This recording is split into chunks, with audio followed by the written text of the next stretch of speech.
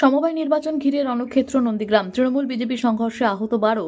সমবায় নির্বাচনকে কেন্দ্র করে চরম উত্তেজনা ছড়ালো নন্দীগ্রামে। নন্দীগ্রাম 2 নম্বর ব্লকের রানীচক সমবায় সমিতির নির্বাচন এখনো বাকি থাকলেও তার আগেই শাসক তৃণমূল কংগ্রেস ও বিজেপির মধ্যে সংঘর্ষের অভিযোগ উঠছে। অভিযোগ, গত রাতে দুপক্ষের মধ্যে ব্যাপক ঝামেলা বাঁধে, যা পরে সংঘর্ষের রূপ নেয়। স্থানীয় সূত্রে জানা গিয়েছে, এই সংঘর্ষে দুপক্ষ মিলিয়ে 12 জন আহত। তাদের মধ্যে একজনকে নন্দীগ্রাম সুপার স্পেশালিটি হাসপাতালে ভর্তি করা হয়েছে। আরও 4 জনকে প্রাথমিক চিকিৎসার পর ছেড়ে দেওয়া হয়েছে। সংঘর্ষের সময় এলাকায় বোমাবাজি ও লাঠালাঠির অভিযোগও উঠেছে। উল্লেখ্য, রানীচক সমবায় সমিতিতে মোট 45টি আসন রয়েছে। এর মধ্যে তৃণমূল কংগ্রেস ইতিমধ্যে বিনা প্রতিদ্বন্দ্বিতায় 5টি আসনে জয় পেয়েছে।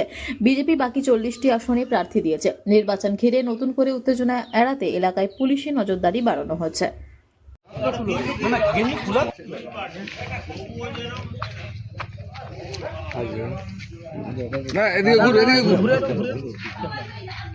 ডাং রড পর্যন্ত হচ্ছে।